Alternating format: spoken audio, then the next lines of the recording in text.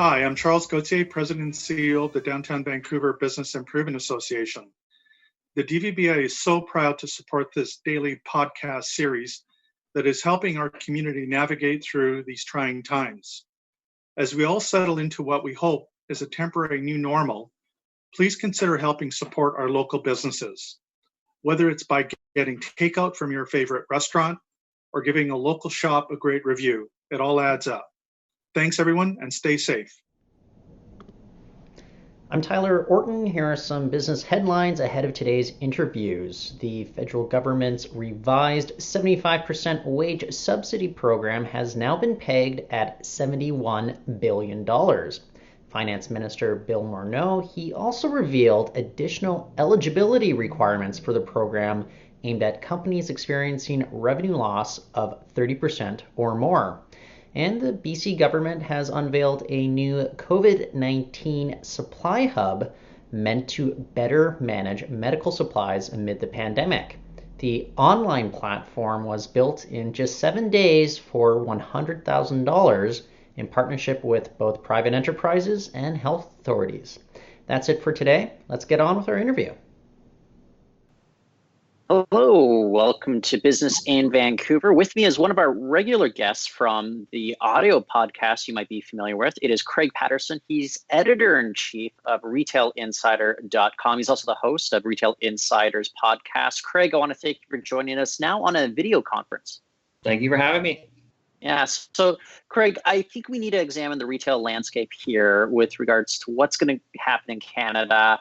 I wonder if there's a big shift that is just inevitable. Maybe it's even been accelerated by what's going on with the COVID pandemic. But tell me a little bit. I guess you're on kind of a task force of sorts that's trying to address what's going on. Can you give me some details on this? Yes. What we're looking at right now is, first of all, trying to figure out what's happening. I mean, that's easier to deduce. What could happen, and then what solutions are going to be there in terms of being able to get things back on track for businesses in general, be it retail as well as restaurants, fitness concepts. Almost every business at this point is going to be struggling, except I suppose for grocery and drugstores. Well, you're Toronto-based, but is this kind of a pan-national sort of initiative, or tell me a little bit about who's involved as well? It sure is. Locally, David Ian Gray from Vancouver is certainly part of the Spearhead group here. We've got a few from Toronto and one in Montreal. So I guess we've kind of at least hit the three big cities, Carl Boutet's in Montreal. So yeah. Okay, cool. So I also just want to think about things like we know in Vancouver, one of the big things to drop in terms of kind of the retail landscape and vulnerabilities that are being exposed. We had Steve Nash Fitness World. They announced that they were terminating all of its employees and closing indefinitely. They're not even trying to pivot towards, say, virtual fitness routines, which I've heard from other fitness companies. So that you can make whatever inferences that you want about what their capital situation is right now. But are we just going to be hearing more and more of these stories just come out as we go along through this pandemic? I think so. With Steve Nash, I mean, I was reading something where some employees had said, they, were doing fine, had 100,000 members. But I had done a walk with a brokerage in November when I was in Vancouver, and they were saying that their time was very, very limited. So I don't think that this is something that's brand new. I think that maybe the company was already struggling, and that led to this announcement. I mean, it is kind of a shocking time for that announcement to come. I think that part of it might be that, there is so much news about places closing that this might have been an opportune time to say, well, we're going to do it permanently. Maybe no one will notice. But of course, everybody noticed, because it got out into the news, and this is, quite shocking. So, fitness concepts, sometimes operate on relatively low margins. And if they've expanded too quickly or their expenses are too much,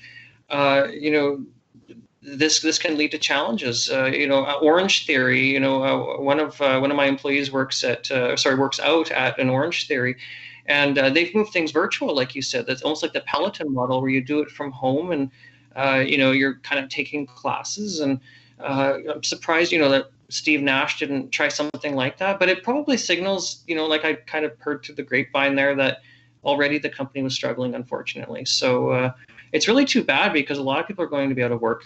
You've got a lot of retail, real estate, I should say, that's going to be vacated, and this is scary stuff. I do know that a couple of them already slated for other tenants, though.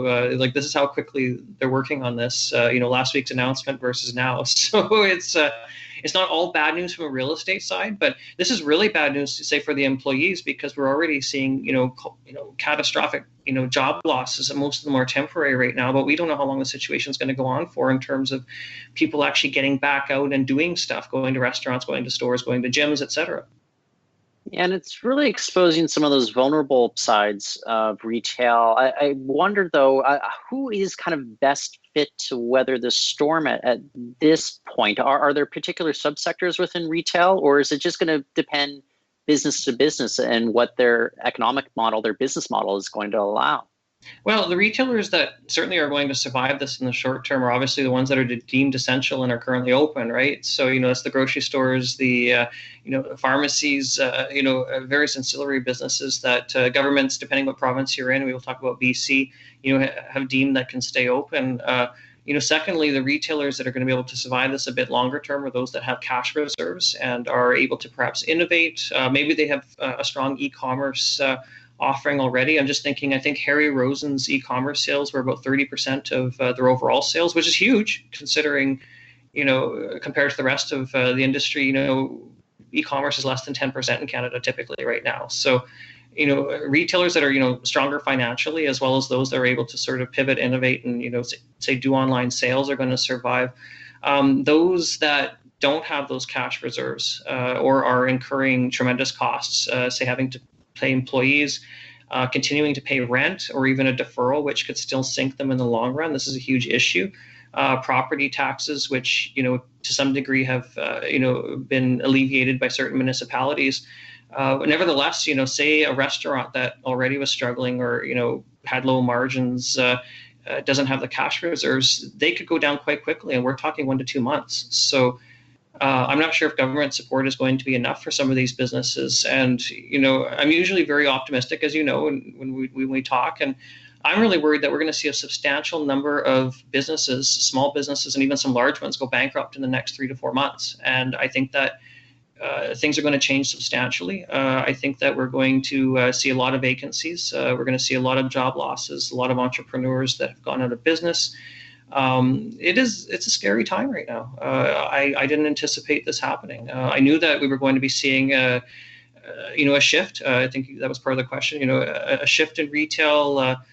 We knew that things were changing already. This is already a very challenging time on one hand. More than 1,000 stores were set to close in Canada permanently before the end of March from January 1st. And we were already seeing the consumer shifting. So, this really couldn't have come at a worse time. Retail was already struggling. We were already worried about these bankruptcies coming to play, and this is just going to accelerate that. So I think we're going to see a rebirth in retail and other businesses. But in the short term, this is going to be our generation's Great Depression.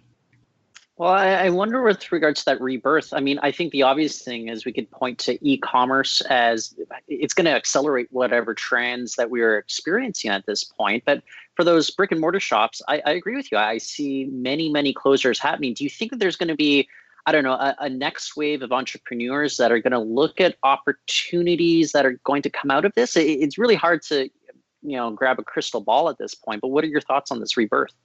I think there will be. Again, consumer confidence is going to be shaken.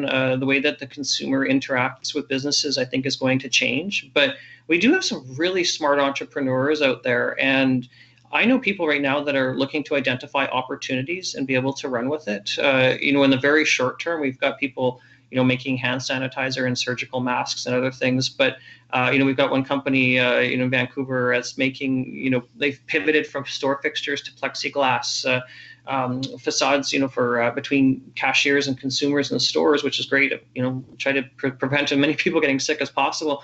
But no, I do think that we are going to see, entrepreneurs, looking to make the best of the situation and maybe reinvent their businesses or start new ones. Certainly, I think this is going to be something that's going to happen, but not all of them are going to be able to do it. Some, leaders in business have sort of become set in their ways. They may have been familiar with certain concepts. Say some retailers have had concepts for years that they really may not have a vision to be able to change, and that was an issue before all of this happened. A lot of companies weren't adapting to the consumer that was changing, and I think that with this incredible acceleration that we're seeing here, there's going to be some that are going to be able to survive by shifting gears, coming up with new ideas, and those that don't will fail. Well, one of the things that we've been talking about the last few years is this push for malls, big box stores, for example, creating like experiences within. But I wonder though about the psychology of consumers. Are people going to want to go to malls, go to these stores? Is there going to be some pushback because of lingering fears over, what this social distancing has done and our fears over catching this virus? I think so. I mean, I thought that the solution would be highly experiential stores. I think I've said that quite a bit. You go in, maybe there's less product, but there's more experience. There would be a reason to go back. Perhaps there's a guest speaker or an event or something interesting. But the question is, are we going to want to be in that close physical proximity to have that experience? This has really thrown a monkey wrench into a lot of my general strategy and thought around this. I don't know. I mean, are we going to be having more virtual experiences? Perhaps virtual reality is going to, finally become commonplace. I don't know. It's going to be a very, very interesting time. Another concern, again, with the group that I'm working with, we're on a conversation. Is what happens if there's a second wave. I mean, we may be able to contain COVID-19, in the short term in Canada. I don't know how long we're going to have to keep our borders closed for. If the United States looks to, open the doors for business, there's probably going to be more, cases of COVID-19 there. So if our borders are shut down for an extended period of time, that's going to hit the tourism industry, which is going to hit Vancouver very, very hard. It's going to hit those stores in Alberni Street, the expensive luxury stores, and it's going to, hit Gastown really hard. The Pan Pacific Hotel, anything you can think of that, is very much tourist reliant, which is really all hotels if you think about it. But I'm just thinking the ones that are closest to the cruise ship terminals. This is going to be, I think, a really, really challenging time. With tourism, it's, I don't know. I'm almost flustered. That's how dynamic and complicated this situation is right now, and almost anything could happen. I mean, all we need now is an earthquake and a volcano just to round it out. Well, I hope you didn't jinx us at this point. We'll leave it there. But Craig, I want to thank you for joining us on the show. Thank you for having me. That's Craig Patterson, RetailInsider.com's editor-in-chief. And thank you for listening to the BIV show today.